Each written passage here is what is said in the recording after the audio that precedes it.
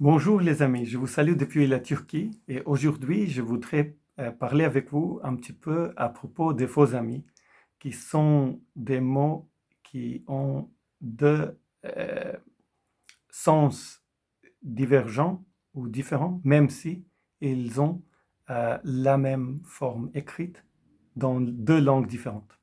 Et souvent c'est parce que ils ont la même origine étymologique, mais avec le temps le sens s'est divergé avec l'évolution séparée ou parallèle des deux langues, euh, de ces deux langues-là. Et moi, je suis quelqu'un qui a passé une quinzaine d'années à Montréal et j'ai appris le français en fait même avant de déménager au Québec. J'ai commencé mes études de français au Koweït et puis je les ai poursuivies aux États-Unis. Et après, il y avait cette période de 15 ans à Montréal où j'ai appris beaucoup de belles expressions utilisées euh, par les francophones comme les anglophones, au français comme en anglais. Mais parfois, il y a quand même des mots utilisés au, au Québec ou je voudrais dire plutôt mal utilisé au Québec, ou utilisé d'une manière un peu déplacée, qui me font presque mal. Et parmi ces mots-là, il y a ces faux amis, cette paire de faux amis, qui sont le mot primordial en français et le mot primordial en anglais, qui n'ont pas le même sens. Mais beaucoup de Québécois ignorent la différence entre ces deux mots et euh, regardent ces deux mots comme étant le même mot. Si on ouvre la dictionnaire Larousse, on voit que il y a, qu'il y a deux euh, définitions majeures de ce mot-là en français qui sont quelque chose qui existe dès l'origine ou qui est le plus ancien. Ça, c'est la définition littérale qui est peu utilisée quand même en français. Et il y a aussi une définition métaphorique qui est beaucoup plus répandue, qui est quelque chose qui est jugé de la plus grande importance. Le problème, c'est que en anglais, le mot n'a pas ce deuxième sens-là. C'est sûr que le mot primordial est entré dans la langue anglaise à travers le français, parce que c'était les francophones euh, normands euh, de France qui ont envahi l'Angleterre et puis sont imposés leur langue sur l'Angleterre pendant plusieurs siècles. Et le résultat, c'est que même aujourd'hui, on trouve que à peu près 40% des mots anglais proviennent du français ou bien du latin à travers le français, même si on sait que l'anglais, ce n'est pas une langue dérivée du latin comme est le cas avec le français, mais en fait, l'anglais est une langue germanique. Donc, ce qui s'est passé, c'est que l'anglais a pris cette première définition euh, du mot primordial. Et d'ailleurs, le mot provient du latin, de l'expression latine primus ordo, qui veut dire premier ordre, donc quelque chose qui est primordial et quelque chose qui est du premier ordre. Mais la définition en anglais, euh, on peut la trouver par exemple dans la Cambridge English Dictionary. Et c'est existing at or since the beginning of the world or the universe. Donc quelque chose qui existe depuis l'origine de l'univers ou du monde, ou bien basic and connected with an early stage of development. Quelque chose qui est de base et qui est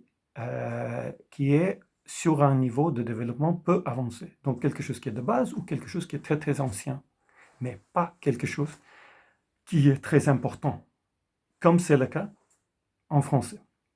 Donc, le résultat, c'est que les Québécois euh, souvent euh, font des fautes en utilisant ce mot primordial en anglais sans le changer. Et je vous donnerai 2 exemples tout à l'heure, qui sont tirés des nouvelles en anglais, mais provenant du Québec, parce qu'on ne trouve pas ce phénomène-là hors Québec.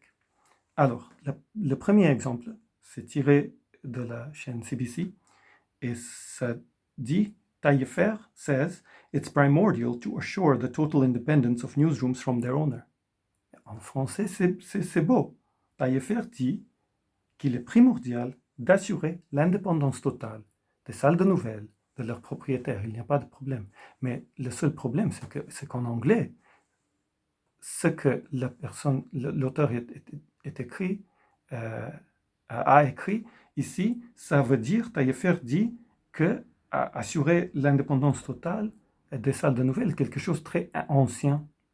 Et hors Québec, ça n'a pas de sens en anglais. Et le deuxième exemple est pire. Ça vient de la chaîne CTV et ça dit The collaboration of everyone is primordial. On peut dire en anglais It's vitally important for everyone to cooperate. Ça sera anglais. Mais ce que je viens de lire, The collaboration of everyone is primordial, je m'excuse, mais ce n'est pas de l'anglais. C'est une calque, mais c'est quelque chose qui est traduit d'une manière machinale, sans beaucoup penser, malheureusement, à propos de ce que ça veut dire en anglais. Il y a des problèmes avec collaboration, avec everyone, parce que ce ne sont pas des mots utilisés dans une manière idiomatique, mais le plus grand problème, c'est avec le mot primordial, évidemment, parce que ça veut dire, en anglais, la collaboration de chacun est ancienne. Comme je l'ai dit, on peut dire, au lieu de dire cela, on peut dire It's extremely important that everyone cooperate. It's very important for everyone to cooperate, et ainsi de suite. Je ne fais pas cette vidéo-là pour me moquer de quiconque que ce soit. Je l'ai fait avec tout mon respect, parce que je suis convaincu que dans un sujet sensible comme dans un sujet sensible comme la langue, c'est primordial de garder le respect. Donc, comment est-ce que vous ferez pour traduire cette phrase-là en anglais? Est-ce que vous direz I'm convinced that in a sensible issue like language, it is primordial to be respectful. Parce que j'ai trouvé des exemples de traduction qui se ressemblent à cela. Des expressions comme sensible issue ou convinced ou bien primordial, comme j'ai déjà dit, utilisées par les Québécois en anglais. En fait, ce n'est pas une sensible issue en anglais, c'est un sensitive issue ou sensitive question. Convinced, on ne l'utilise pas comme ça en anglais.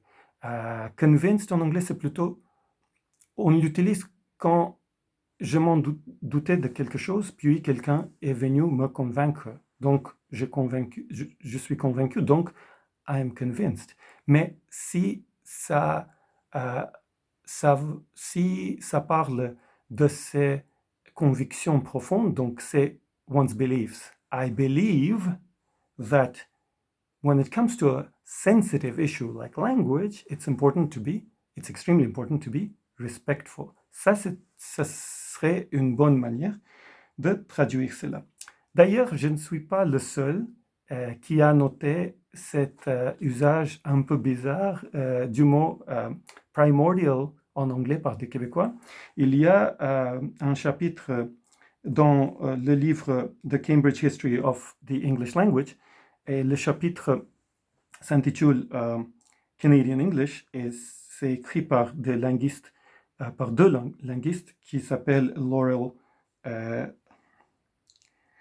Brighton et Marjorie Fee.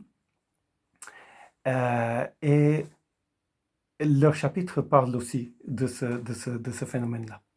Alors, je voudrais bien recevoir vos commentaires et si vous pouvez partager avec moi des faux amis que vous avez rencontrés entre le français et des autres langues, ou bien le français et l'anglais, ou bien l'anglais et des autres langues. Euh, je voudrais bien lire vos exemples.